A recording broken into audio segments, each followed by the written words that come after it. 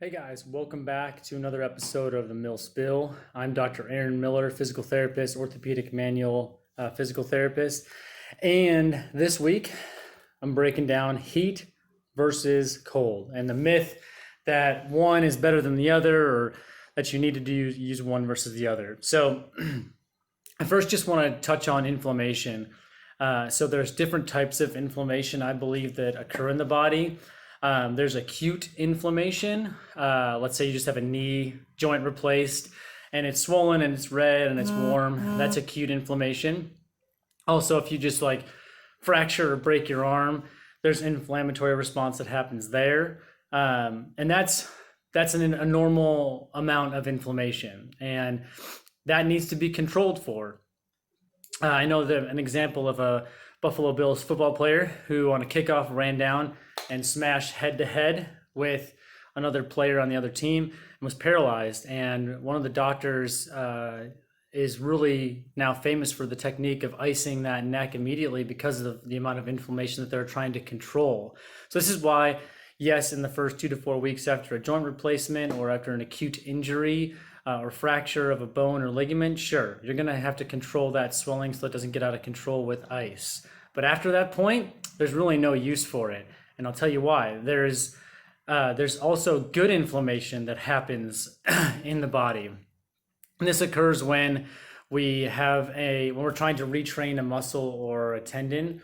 For healing purposes, we want blood flow in that area. And by exercise and movement, we're getting that. And so to put ice on that type of a healing structure really doesn't do it much justice and can actually inhibit the healing process. So what happens is that you have oxygen tissue or cells that attach to the red blood cells. And when you put ice on that, the red blood cells constrict and don't allow for the oxygen to attach onto it. And for healing, you need oxygen and blood. So to put ice on something that we're trying to get to heal that doesn't have any acute inflammation or injury, it doesn't make sense. So I'll never understand why in clinics that I've worked with or seen that we do full treatment sessions on people who don't have acute injuries, because most of us treat chronic pain injuries, then we throw ice on them. It doesn't make sense. To me, because you want to promote that healing. Now, on the flip side of that, what I can tell you is that if you want to use heat in a chronic pain person, heat will kind of get 2 centimeters below the skin. That's about it.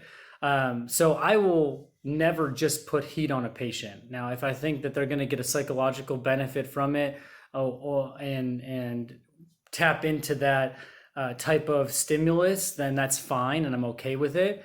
But I will not just lay them down with heat on it. Static, movement with heat doesn't do anything. We need to move. So I'll actually have them doing something with heat on as far as exercise. But in the end, the best way to warm up the tissue is to actually move. So getting a person to get on a bike or whatever, treadmill, to actually warm up the tissue, get the blood moving, get the oxygen flowing, that is actually the best way to treat it. So in the end, that is my story on heat and ice. So the arbitrary mic drop for that information for y'all. Have a good one. Thanks for listening.